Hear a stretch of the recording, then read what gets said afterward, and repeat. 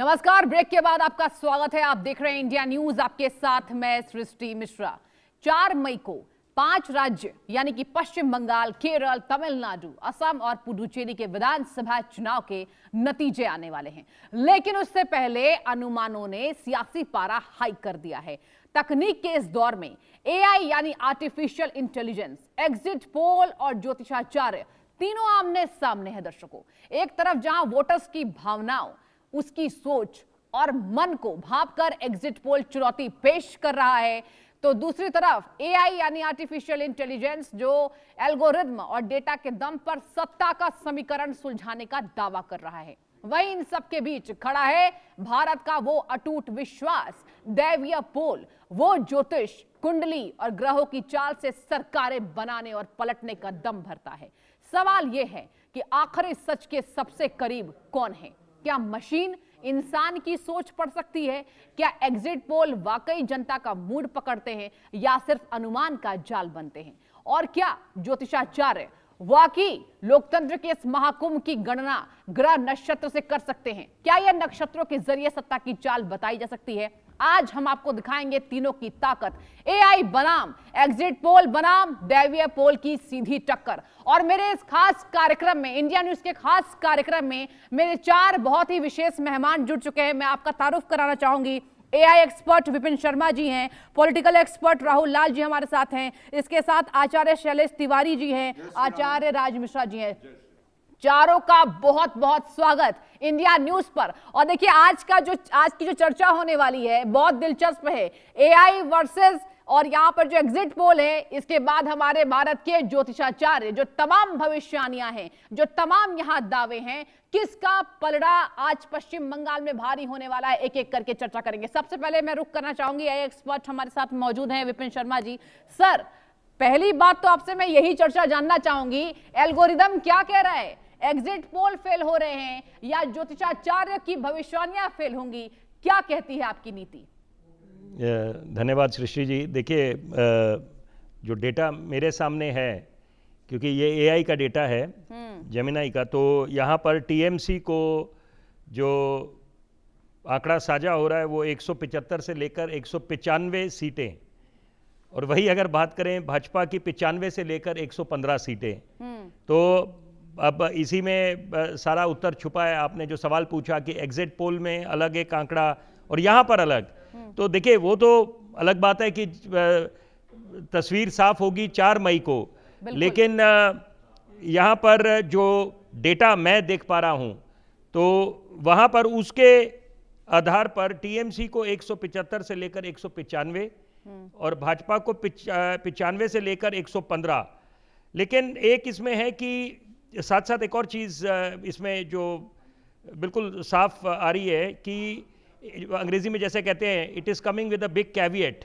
तो यहाँ पर कोई ये ऐसा नहीं है कि यहाँ पर बिल्कुल इसी को हम मान लें आधार बिल्कुल और इसी पे भरोसा करने लग जाएं। तो ये बिल्कुल उतार चढ़ाव है, मतलब इस तरह से आप कोई इसको एक बिल्कुल सटीक नहीं बोल सकते। ये सिर्फ एआई का जो सामने डाटा दिख रहा है उसके आधार पे मैंने ये बात बोली है। लेकिन विपिन जी, एआई पर तो देखिए, यहां पर अगर बात करें, भारत की जनता भी आश्रित हो गई है। हालांकि बार बार यही बातें सामने आती है कि एआई को केवल उसकी हेल्प लेना है, उसको जीवन का सार नहीं बनाना है और एआई की केवल आपको मदद लेनी है। ये बताइए, आप किस आधार पर कह रहे हैं? अभी मैं आपके पास ही रहना चाहूंगी, किस आधार पर आप कह रहे हैं? एल्गोरिदम आपका बता रहे हैं। देखिए, 195 सीटें तो बहुत है, एग्जिट पोल में तो दावे हैं बीजेपी सुपड़ा साफ करेगी दीदी का। जरा बताइए किस आधार पर है, फिर मैं आऊंगी राहुल लाल जी के पास। मैं इसलिए मैंने एक कैविएट बोल दिया कि देखिए, 2 अलग अलग चीजें हैं। अगर मैं अपना व्यक्तिगत विचार रखूं तो वो बिल्कुल अलग होगा, इसके इतर होगा। और यहां पर जो एआई का, क्योंकि जो डेटा मैं पढ़कर सुना रहा हूं, तो मैं उसके आधार पर बोलूंगा, तो जो आंकड़ा जो सामने मेरे को दिख रहा है। लेकिन वही बात है, अगर मैं व्यक्तिगत एआई से हटकर बात करूं तो मेरा आंकड़ा कुछ और होगा। तो बिल्कुल मैं भी फिर बड़े जिम्मेदारी से बोलूंगा, मैं जो एग्जिट पोल आए हैं मैं लगभग उसके आसपास बोलूंगा। तो ये दोनों अलग अलग चीजें। एग्जिट पोल आया है, आप अगर अपनी बात करें, व्यक्तिगत बात करें, तो आप एग्जिट पोल को सही ठहरा रहे हैं? मैं एग्जिट पोल को लगभग, देखिए थोड़ा सा ऊपर नीचे हो सकता है, 5-10 सीटें, कोई ये तो ऐसा है नहीं कि बिल्कुल एग्जैक्ट होगा। Exit poll is not exact poll, लेकिन यहां पर यह है कि अगर इतनी ज्यादा जो एजेंसीज हैं अगर वो इस तरफ संकेत दे रही हैं कि भाजपा की सरकार बनने जा रही है और भाजपा को बढ़त दिखाई दे रही है उनके एग्जिट पोल के आधार पर, तो कहीं ना कहीं निश्चित बात है कि हर एक की अपनी प्रतिष्ठा दांव पे लगती है, क्योंकि कोई नहीं हंसी का पात्र बनना चाहता। तो यहां पर इसीलिए मैं बिल्कुल ये बात स्पष्ट करना चाहता हूं कि यहां पर एआई का डेटा एक है, और लेकिन ये भी, इसमें भी उतार चढ़ाव चलते रहते हैं। और मैं देखिए, क्योंकि आपने सवाल पूछा है और बड़ा ये अहमियत रखता है आपका सवाल सृष्टि जी। देखिए, समीकरण कितनी जल्दी बदलते हैं। अगर हम मिसाल के तौर पे मान के चलें, आज से 1 महीने पहले, आज 2 मई है, और आज से 1 महीने पहले सूरत हाल समीकरण कुछ और थे। उसके बाद जब बागडोर, देखिए वर्तमान के दौर के चाणक्य अमित शाह जी कहलाते हैं, और वो उन्होंने जब बिल्कुल कमान, बिल्कुल एक तरह से बागडोर संभाली, उनको कई जिम्मेदारियां, गृह मंत्री भी हैं, और साथ साथ जब वो पश्चिम बंगाल चले गए और वहां पर वैसे भी वो महारत हासिल है उनको, रणनीतिकार हैं, तो वहां पर बिल्कुल समीकरण बदलने लग गए। क्योंकि पहले जो अनुमान लगाया जा रहा था कि बिल्कुल ममता दीदी को पहले के मुकाबले जो प्रचंड बहुमत मिला है उतना न मिलके थोड़ा घट सकता है, लेकिन उनकी वो सत्ता पे दोबारा काबिज होंगी। लेकिन उसके बाद दोनों फैक्टर्स बड़ी अहमियत रखते हैं।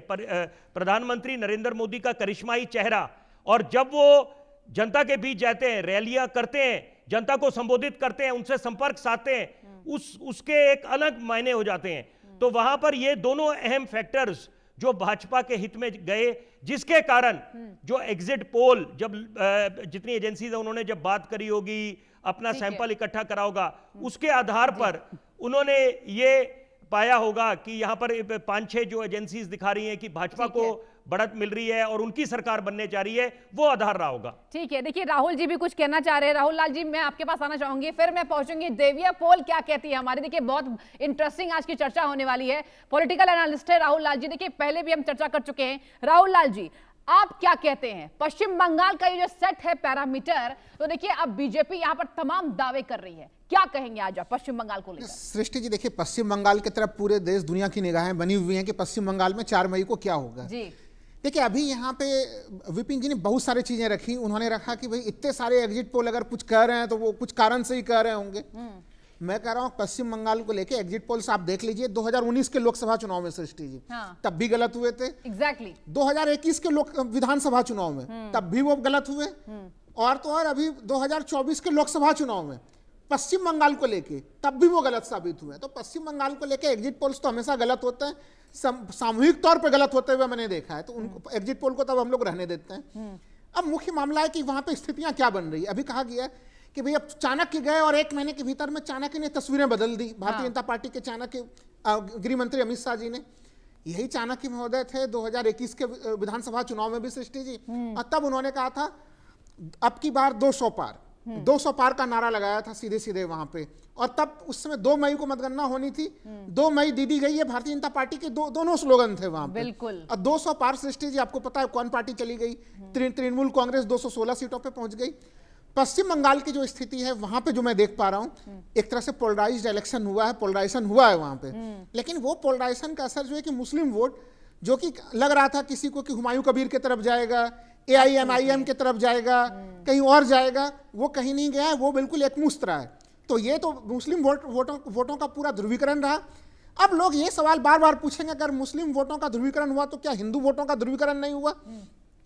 हिंदू वोटों का ध्रुवीकरण हो सकता था सृष्टि जी, लेकिन जैसे ही पश्चिम बंगाल के ग्रामीण क्षेत्र के महिला मतदाताओं से मिलते हैं हम लोग, तो वहां पे तस्वीरें आती हैं कि तमाम जो स्कीम्स उन्होंने दिया है, तमाम जो लक्ष्मीश्री, भाग्यश्री, तमाम अलग अलग स्कीम्स जो चलाया है, उस कारण से ममता बनर्जी वहां के महिला मतदाताओं के बिल्कुल दिल में बस रही हैं। तो महिला वोटर्स जो है वो मजबूती के साथ तृणमूल कांग्रेस के साथ है। इसलिए हमें लग रहा है, ये बहुत बड़ी बात आप कह रहे हैं राहुल लाल जी। और मैं एक सेकंड खाली मैं अपना पूरा कर दूं। ऐसे स्थिति में जो मुझे लग रहा है संख्या कि वहां पे बहुत आसानी से 160 से 160, 170, 180, 190 उस संख्या पे तृणमूल कांग्रेस आसानी से पहुंच सकती है।